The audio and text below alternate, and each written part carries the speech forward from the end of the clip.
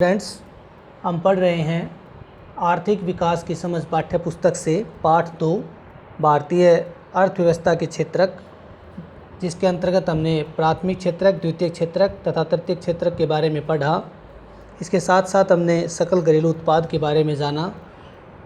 पाठ में हमने बेरोजगारी में खुली बेरोजगारी तथा पेंशन बेरोजगारी के बारे में चर्चा की तथा निजी क्षेत्र व सार्वजनिक क्षेत्र तथा संगठित और असंगठित क्षेत्र के बारे में भी जाना। आज हम पढ़ेंगे अभ्यास का प्रश्न। क्या आप मानते हैं कि आर्थिक गतिविधियों का प्राथमिक, द्वितीयक एवं तृतीयक क्षेत्रक में विभाजन की उपयोगिता की व्याख्या कीजिए कि कैसे। हमसे ये पूछ रहा है कि प्राथमिक, द्वितीयक और तृतीयक क्षेत्र जो है उसका विभाजन जो किया गया है उसकी क्या उपयोगिता है।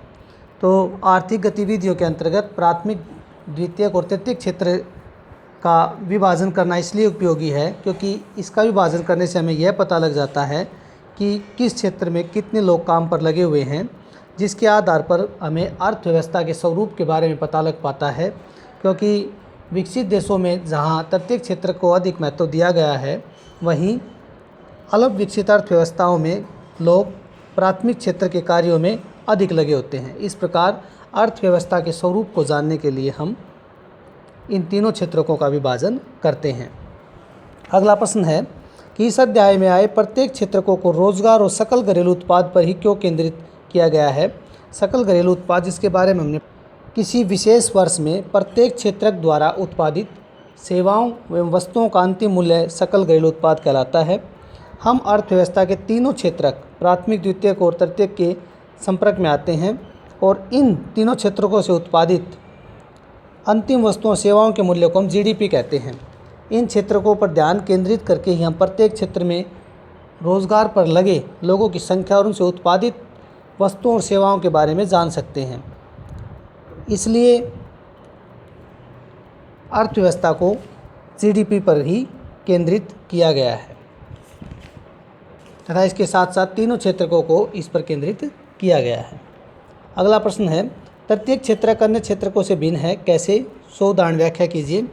तृतीयक क्षेत्रक दोनों क्षेत्रकों से भिन्न है क्योंकि इसका प्रमुख कार्य प्राथमिक क्षेत्रक एवं द्वितीयक क्षेत्रक दोनों को सेवाएं प्रदान करने का है। जबकि प्राथमिक क्षेत्रक के अंतर्गत हमने पढ़ा कि इसमें कच्चा माल प्राप्त होता है तथा यह कृषि कार्यों से तथा अन्य कार्यों से जुड़ा हुआ है। जबकि द्वितीयक क्षेत्रक जो है उसका कार्य भी निर्माण करना है। जबकि तृतीयक क्षेत्रक जो है उसमें सेवाओं का संबंध है, जैसे कि अस्पताल, शैक्षिक संस्थाएं, डाक, तार सेवा, नगर निगम, रक्षा, परिवहन, बैंकिंग, बीमा, परिवहन इत्यादि। तो इस प्रकार तृतीयक क्षेत्र जो है उसका संबंध सेवाओं के साथ में है और ये दोनों क्षेत्रकों से भिन्न है। अगला प्रश्न है प्रश्न बेरोजगारी से आप क्या समझते हैं। शहरी एवं ग्रामीण क्षेत्र से उदाहरण देकर व्याख्या कीजिए।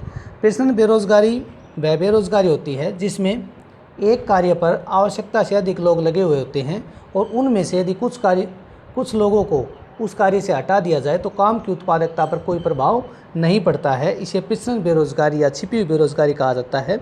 इसके उदाहरण हैं ग्रामीण क्षेत्र से, जैसे पाठ्यपुस्तक में दिया हुआ है कि लक्ष्मी के पास 2 एकड़ का खेत है और इस खेत पर परिवार के 5 सदस्य काम पर लगे हुए हैं। इनमें से 2 सदस्य अन्यत्र काम पर चले जाते हैं, जिससे काम की उत्पादकता पर कोई भी असर नहीं पड़ता, अपितु अतिरिक्त आय होती है क्योंकि वो सदस्य बाहर से कमा कर लेके आते हैं और इससे काम की उत्पादकता पर कोई भी प्रभाव नहीं पड़ता है। तो यह है ग्रामीण क्षेत्र से एक उदाहरण। शहरी क्षेत्र से है एक किराने की दुकान है, उस दुकान पर परिवार के 4 सदस्य लगे हुए हैं। यदि वहाँ से उन 2 सदस्यों को हटाकर अन्यत्र किसी काम पर लगा दिया जाए, कारखाने या नौकरी में वो काम करने चले जाएं, तो दुकान की बिक्री पर कोई प्रभाव नहीं पड़ेगा। तो इसे यह है शहरी क्षेत्र से एक उदाहरण। कहने का तात्पर्य यह है कि एक काम पर अधिक लोग लगे हुए हैं, उनमें से कुछ को हटा दिया जाए तो उसकी उत्पादकता पर कोई भी असर नहीं पड़ेगा। तो इसे हम प्रश्न बेरोजगारी या छिपी हुई बेरोजगारी कहेंगे।